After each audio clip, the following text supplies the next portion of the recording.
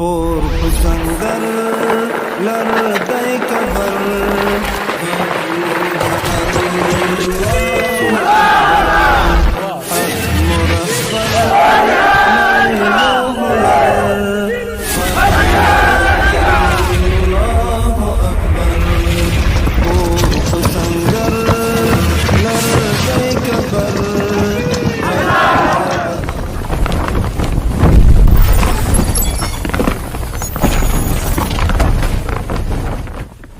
আমরা আমাদের ছোটবেলা থেকে একটা কথা শুনে এসেছি, আমাদের নবী হলেন রহমতের নবী।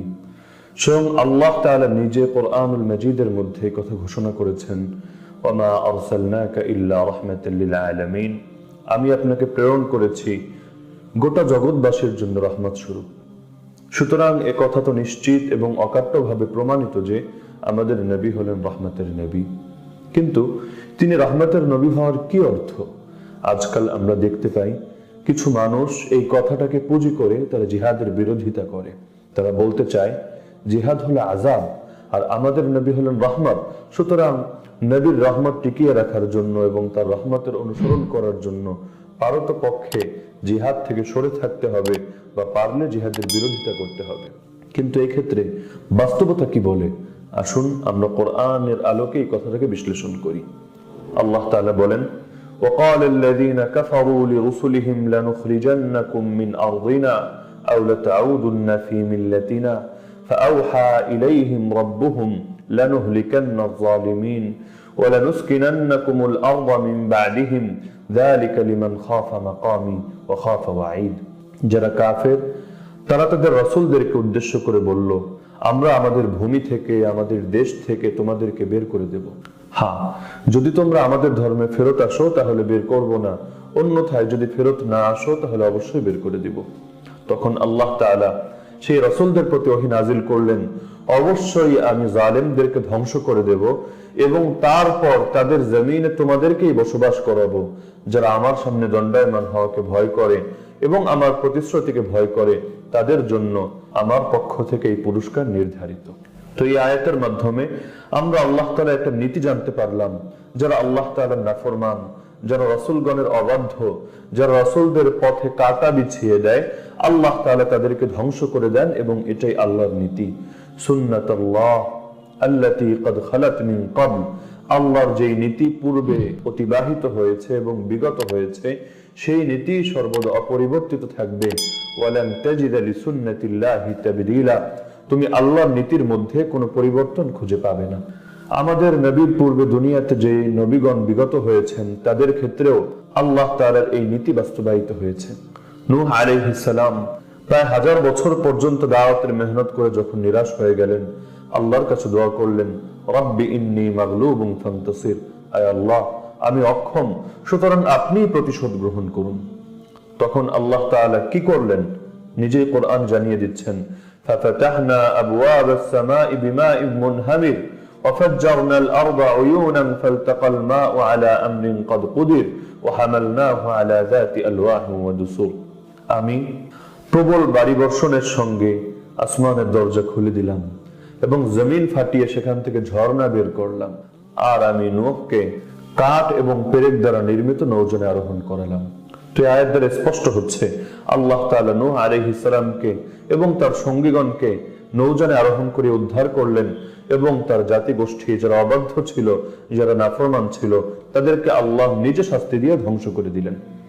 আমরা দেখতে পাই লূত আলা নবীনা ওয়া আলাইহিস সালাম তার সম্প্রদায়ের মধ্যে দীর্ঘকাল পর্যন্ত দাওয়াতের মেহনত করেছেন, কিন্তু তার সম্প্রদায় ছিল সমকামী, তারা বিভিন্ন ধরনের পাপের মধ্যে লিপ্ত ছিল।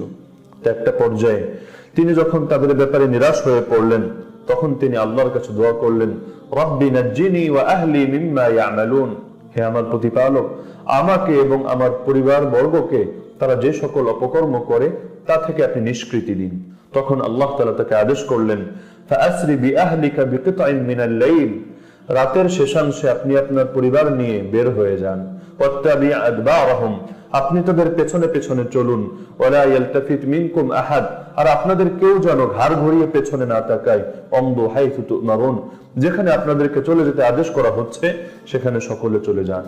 যখন তারা চলে গেলেন, আল্লাহ তাআলা তার সম্প্রদায়ের সঙ্গে কি আচরণ করলেন তাও জানিয়ে দিয়েছেন। ফাজআলনা আলিয়াহা সাফিলাহা ওয়া আমতারনা আলাইহিম হিজারাতাম মিন সিজ্জিল।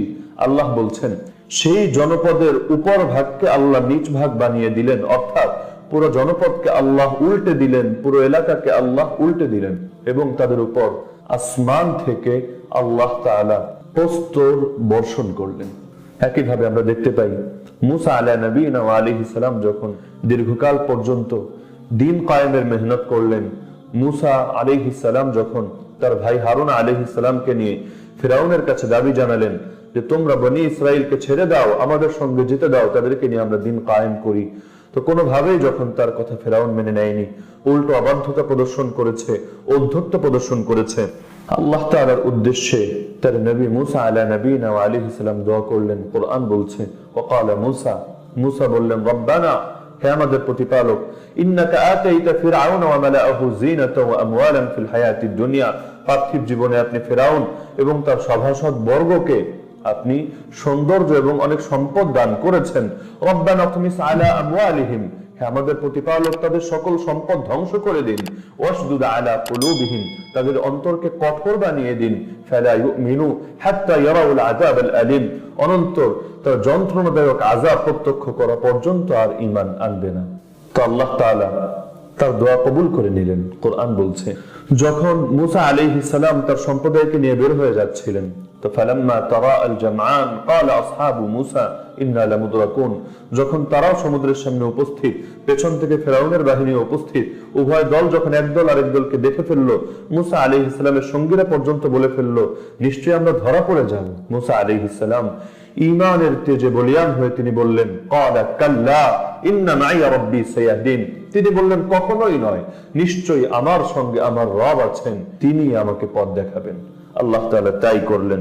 কোরআন বলছে, ফাআওহাইনা ইলা মুসা, আমি মুসার কাছে ওহীর দ্বারা এই বিধান পাঠালাম, আনি যুরিব বিআসাকাল বাহর, তুমি তোমার লাঠি দ্বারা সমুদ্রে আঘাত করো। ফানফালাকা, তখন সমুদ্র বিদীর্ণ হয়ে গেল।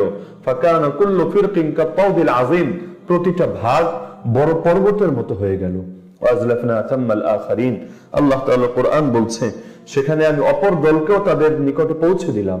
এরপর ওয়ানজাইনা মুসা ওয়া মান মাআহু আজমাইন, আমি মুসা এবং তার সঙ্গে যারা আছে সকলকে মুক্তি দিয়ে দিলাম। সুম্মা আগরাকনাল আখারিন, আর অপর দল অর্থাৎ ফিরআউনের এই বাহিনীকে সেখানে ডুবিয়ে মারলাম। তো আল্লাহ তাআলা যুগে যুগে এটাই নীতি ছিল যে আল্লাহ তাআলা নিজে ফেরেশতা পাঠিয়ে অবাধ্যদেরকে শাস্তি দিতেন। কিন্তু যেহেতু আল্লাহ তাআলা আমাদের নবীকে রহমত স্বরূপ পাঠিয়েছেন, তাকে রহমতের নবী বানিয়েছেন, এ কারণে আল্লাহ তাআলার মূল নীতি তো অক্ষুণ্ণ আছে, কিন্তু পদ্ধতির মধ্যে খানিকটা পরিবর্তন এনেছেন। এখন যারা মালাউন, যারা অবাধ্য, যারা নাফরমান, তাদেরকে কিভাবে শাস্তি দেওয়া হবে কোরআন জানিয়ে দিয়েছে। সূরা তাওবা আয়াত নম্বর 14 থেকে 16, কাতিলুহুম, তোমরা অর্থাৎ নবী এবং যারা তোমার অনুসারী তাদেরকে বলা হচ্ছে তোমরা এই মালাউনদের সঙ্গে যুদ্ধ করো। ইউআযিবুহুমুল্লাহু বিআইদিকুম, আল্লাহ তোমাদের হাতে তাদেরকে আযাব দেবেন, তাদেরকে শাস্তি দেবেন। ওয়া ইউখজিহিম, তাদেরকে লাঞ্ছিত করবেন। ওয়া ইয়ানসুরকুম আলাইহিম, তোমাদেরকে তাদের বিরুদ্ধে বিজয় দান করবেন। ওয়া ইয়াশফি সুদুর কওমিন মুমিনিন, মুমিন সম্প্রদায়ের অন্তরকে প্রশান্ত করবেন। ওয়া ইউযহিব গায়যা কুলুবিহিম, তাদের অন্তরের সকল ক্রোধ দূর করে দেবেন। ওয়া ইয়াতুবুল্লাহু আলা মান ইয়াশা, আল্লাহ যাকে চান তার তওবা কবুল করে ক্ষমাও করে দেবেন। আল্লাহু আলিমুন হাকিম, আল্লাহ তাআলা সর্বজ্ঞ ও প্রজ্ঞাবান। হাসিবতুম, তোমরা কি ভেবে রেখেছো, আন তুতরাকু, তোমাদেরকে এমনি এমনি ছেড়ে দেওয়া হবে। ওয়ালাম্মা ইয়ালামিল্লাহু আল্লাযীনা জাহাদু মিনকুম ওয়া লাম ইয়াত্তাখিযু মিন দুনিল্লাহি ওয়ালা রাসূলিহি ওয়ালাল মুমিনিনা ওয়ালিজা, অথচ আল্লাহ তাআলা এখনো জানেননি তোমাদের মধ্যে কারা আল্লাহর পথে জিহাদ করেছে এবং আল্লাহ ও তার রাসূল আর মুমিনদেরকে বাদ দিয়ে অন্য কাউকে বন্ধু হিসেবে গ্রহণ করা থেকে বিরত থেকেছে। তোমরা কি ভেবেছো তার আগেই তোমাদেরকে এমনি এমনি ছেড়ে দেওয়া হবে? অন্য আয়াতে আল্লাহ তাআলা বলেন, লা ইল্লাম ইয়ানতাহিল মুনাফিকুন ওয়াল্লাযীনা ফি কুলুবিহিম মারাদ ওয়াল মুরজিফুনা ফিল মাদিনা, যারা মুনাফিক, যাদের অন্তরে ব্যাধি আছে এবং যারা মদিনার মধ্যে অপপ্রচার করে, তারা যদি এখনো নিবৃত্ত না হয়, লানুগরিয়ান্নাকা বিহিম, নবী তোমাকে তাদের বিরুদ্ধে আমি সজাগ করে দেব। থুম্মা লা ইউজাউরুনাকা ফিহা ইল্লা কালিলা, তারপর তারা অল্প সময়ই তোমার কাছে অবস্থান করতে পারবে। মালউনিন, তারা মালাউন হয়ে থাকবে। আইনামা সুকিফু, যেখানেই তাদেরকে পাওয়া যাবে। উখিদু, তাদেরকে পাকড়াও করা হবে। ওয়া কুতিলু তাকতিলা, এবং তাদেরকে নির্মম ভাবে হত্যা করা হবে। তো আল্লাহ তাআলা আমাদের নবীর ক্ষেত্রে মূলনীতি এটাই বানিয়েছেন যে আল্লাহ তাআলা যেহেতু তাকে রাহমাতের নবী বানিয়েছেন, সুতরাং তার হাতে এবং তার উম্মতের হাতে তিনি নাফরমান, অবাধ্য এবং গুস্তাখ রাসূলদেরকে শায়েস্তা করবেন। যেহেতু আমার নবী রাহমাতের নবী, অর্থাৎ তিনি জিহাদের নবী, তিনি তরবারিওয়ালা নবী, তিনি যুদ্ধওয়ালা নবী, আমরা দেখতে পাই তার এই রাহমতের বহিঃপ্রকাশেই যুগে যুগে হাজারো মানুষের ঈমান নসিব হয়েছে। যদি আমার নবী রাহমতের নবী না হতেন, যেদিন তিনি মক্কা ত্যাগ করতেন আল্লাহ তাকে আদেশ করে দিতেন, নবী পেছনে ফিরে তাকাবেন না। যখন তিনি মক্কা ত্যাগ করতেন সঙ্গে সঙ্গে আল্লাহ গোটা মক্কাবাসীকে ধ্বংস করে দিতেন। যদি আল্লাহ সেই দিন গোটা মক্কাবাসীকে ধ্বংস করে দিতেন, তাহলে তো খালিদ ইবনুল ওয়ালিদ আর সাইফুল্লাহ হতে পারতো না, আমর ইবনুল আস মিশর বিজয়ী হতে পারতো না, সাদ ইবনে আবি ওয়াক্কাস ইরান বিজয়ী হতে পারতো না। আরে আমার নবী রাহমতের নবী, এজন্যই তো তিনি যখন তায়েফ থেকে বের হচ্ছেন আল্লাহ তাআলা গোটা তায়েফবাসীকে আযাব দিয়ে ধ্বংস করেননি। যদি আল্লাহ তাআলা সেই দিনই গোটা তায়েফবাসীকে আযাব দিয়ে ধ্বংস করতেন, তাহলে পরবর্তীতে এই তায়েফ থেকেই তো মুহাম্মদ বিন কাসিমের আবির্ভাব ঘটতো না। আল্লাহ তাআলা যেহেতু তাকে রাহমাতওয়ালা নবী বানিয়েছেন, জিহাদওয়ালা নবী বানিয়েছেন, এজন্য আল্লাহ তাআলা অবাধ্যদেরকে তার হাতে শায়েস্তা করেছেন। বদরের ময়দানে 70 জন মালাউনের গলা দ্বিখণ্ডিত হয়েছে। আমার নবী রাহমাতের নবী, তিনি জিহাদের নবী। আর এজন্যই তো হিন্দার মতো নারী রাদিয়াল্লাহু আনহার লকব পেয়ে সৌভাগ্যবান হতে পেরেছে। আবু জাহালের ছেলে ইকরিমা রাদিয়াল্লাহু আনহু লকব পেয়ে সৌভাগ্যবান হতে পেরেছে। এমনকি মক্কা বিজয়ের পর মক্কার 60,000 ঘর থেকে লা ইলাহা ইল্লাল্লাহ তাকবীর ধ্বনি উচ্চারিত হয়েছে। আবু সুফিয়ানের ঘর নিরাপত্তার কেন্দ্র হয়ে গিয়েছে। এমনকি আবু উবাইদা ইবনুল জাররাহ আমিনু হাদিহিল উম্মাহ হতে পেরেছে। তা আমার নবী রাহমতের নবী, কারণ তিনি জিহাদের নবী, তিনি যুদ্ধের নবী, তিনি তরবারির নবী। জিহাদ এবং রহমত কখনো সাংঘর্ষিক না। নিশ্চয়ই জিহাদই হলো রহমত, জিহাদ পরিত্যাগ করা হলো আযাব। যার কারণে যারা জিহাদ পরিত্যাগ করে তাদের ব্যাপারে রাসূল বলছেন, যখন তোমরা জিহাদ পরিত্যাগ করবে সাল্লাল্লাহু আলাইকুম যুল্লা, আল্লাহ তোমাদের উপর লাঞ্ছনা চাপিয়ে দেবেন। লা ইয়ানজিউহু, যে লাঞ্ছনা আর কখনো তুলে নেবেন না।